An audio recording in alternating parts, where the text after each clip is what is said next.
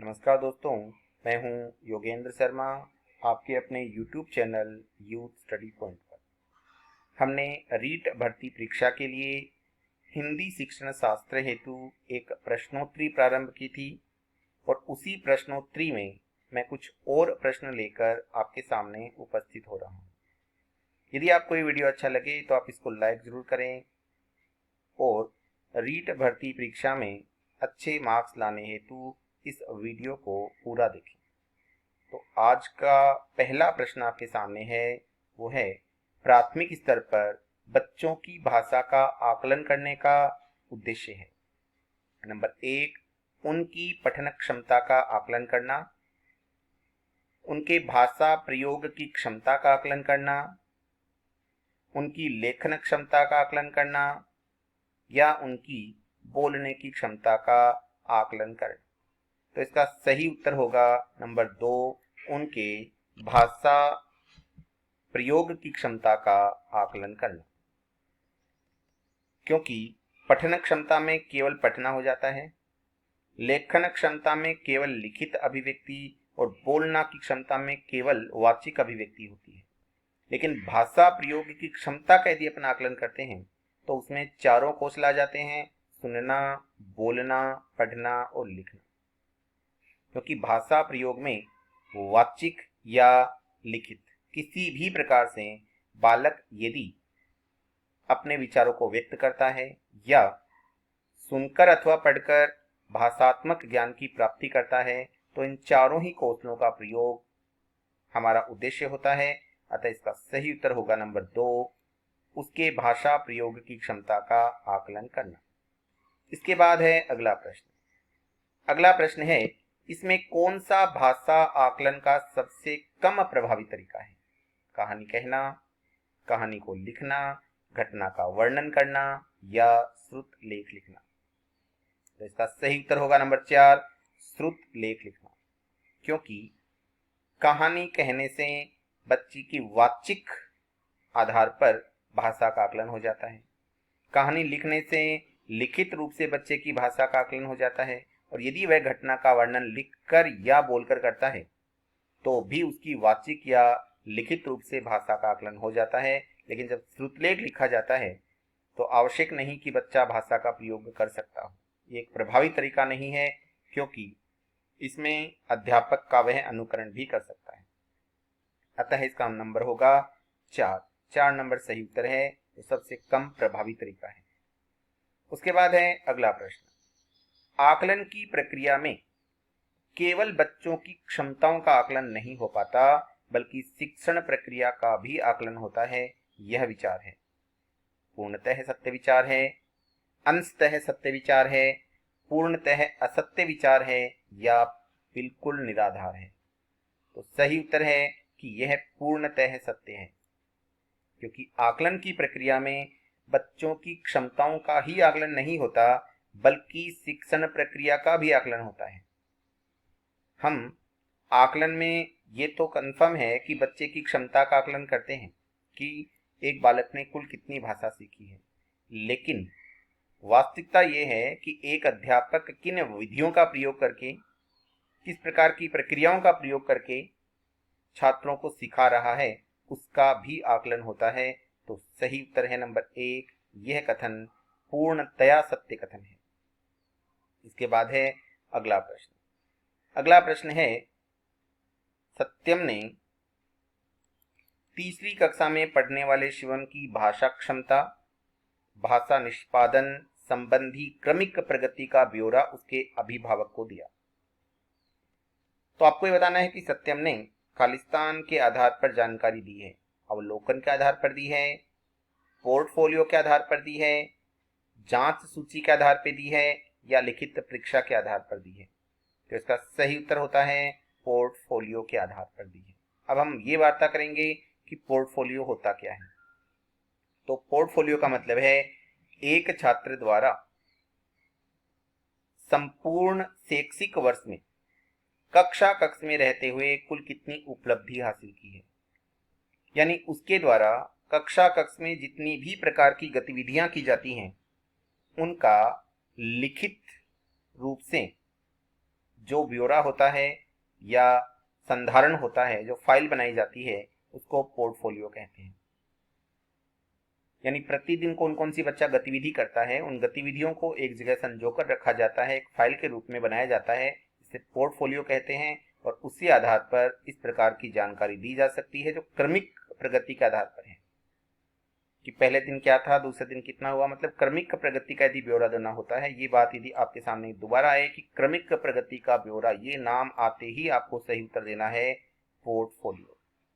उसके बाद है आज का अगला प्रश्न। अगला प्रश्न है, पहली कक्षा में खालिस्तान भी लिखना के अंतर्गत आता है। अनुमान लगाना, शब्द लिखना, अक्षर बनाना या चित्र बनाना। तो इसका सही उत्तर है चित्र बनाना। पहली कक्षा में वस्तुतः चित्र बनाना भी लिखने के ही अंतर्गत आता है। 2007 में जब 3rd ग्रेड की सीधी भर्ती हुई थी तो हिंदी में ये प्रश्न पूछा गया था कि बालक में लेखन का प्रारंभ होता है। विकल्प दिए थे अक्षर बनाने से, आड़ी तिरछी लाइनें लिखने से, सीधी लाइन खींचने से या निम्न में से कोई नहीं। तो इसका उत्तर था सीधी लाइन खींचने से, क्योंकि बच्चा यदि सीधी लाइनें खींचकर चित्र बनाता है तो वस्तुतः वह लेखन प्रक्रिया का ही एक हिस्सा होता है। अतः इस प्रश्न का उत्तर होगा चित्र बनाना। उसके बाद है अगला प्रश्न। अगला प्रश्न है, भाषा अर्जन क्षमता किसके साथ संबंधित है। यानी निम्न में से कौन से वह विद्वान हैं जिन्होंने भाषा अर्जन क्षमता से संबंधित अपने विचार सबसे ज्यादा हमारे सामने प्रकट किए हैं। तो इसका उत्तर है नंबर 2, चॉम्स्की। चॉम्स्की ने भाषा के आधार पर यह निर्णय दिया था कि बच्चों को किस प्रकार से हम भाषा अर्जन में सक्षम बना सकते हैं। तो इसका उत्तर होगा 2 नंबर। इसके बाद है अगला प्रश्न। अगला प्रश्न है, प्राथमिक स्तर पर भाषा सीखने में भाषा संबंधी कौन सा संसाधन सबसे ज्यादा महत्वपूर्ण है। कंप्यूटर, बाल साहित्य, समाचार पत्र या टेलीविजन। तो इसका उत्तर होगा बाल साहित्य, क्योंकि बाल साहित्य के आधार पर ही बालक सबसे ज्यादा भाषा सीख सकते हैं, क्योंकि बाल साहित्य से उनका जुड़ाव होता है।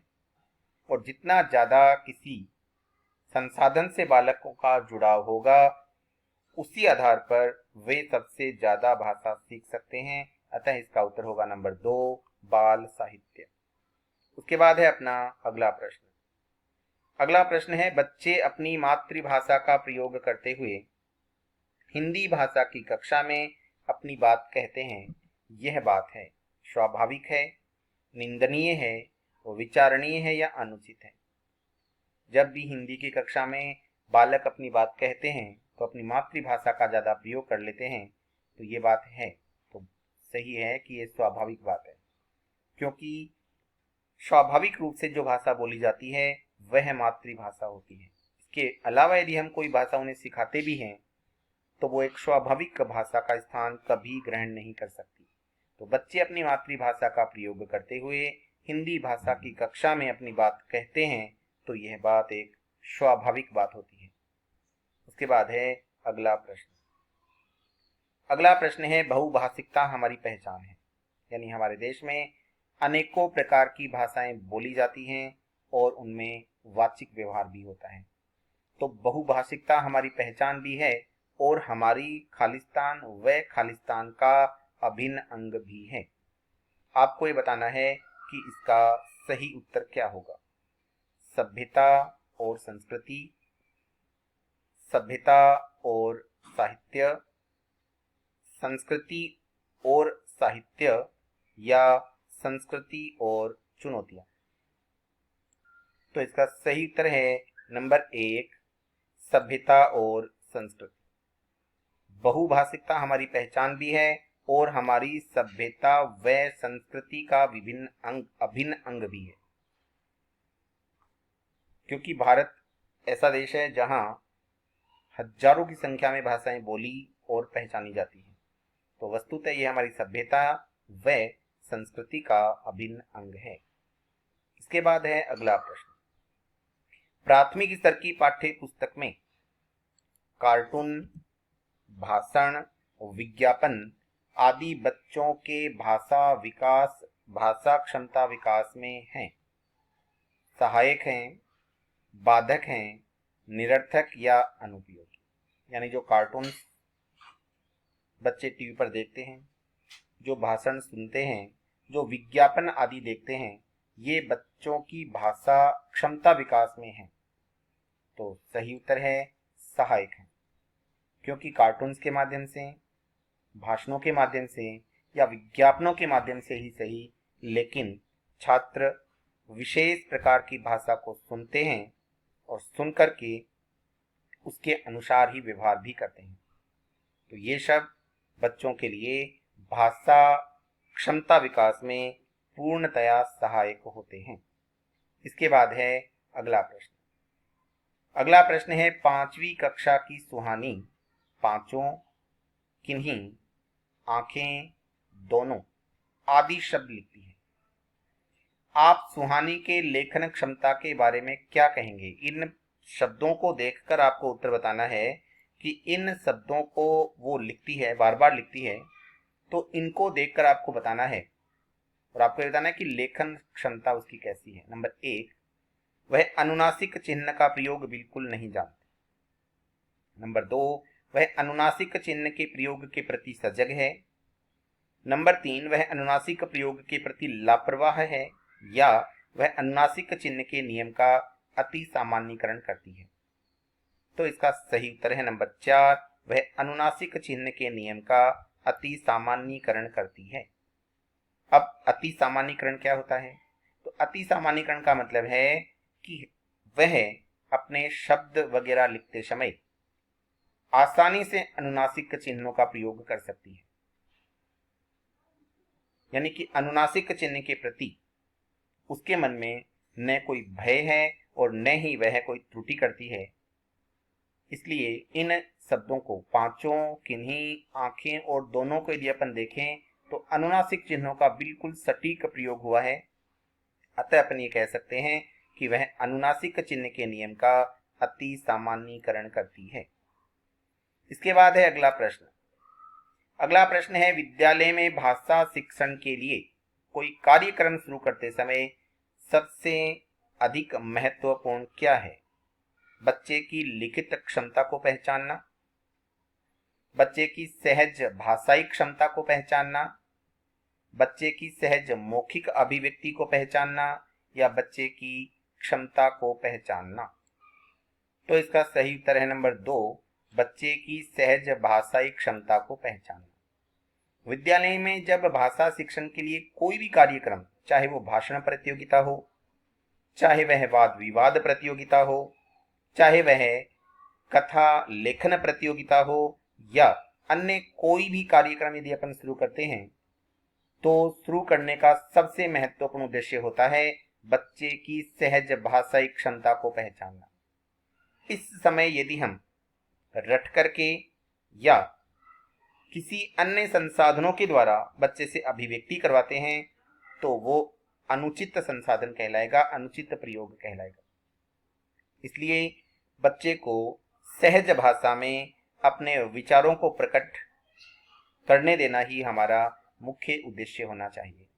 अतः अपना प्रश्न था कि विद्यालय में भाषा शिक्षण के लिए कोई कार्यक्रम शुरू करते समय सबसे महत्वपूर्ण क्या है? तो सबसे महत्वपूर्ण है बच्चे की भाषाई क्षमता को पहचानना। इसी के साथ आज की अपनी वार्ता समाप्त होती है। आगे कुछ और प्रश्नों के साथ मैं आपके साथ पुनः आऊंगा। तब तक के लिए जय हिंद, जय भारत।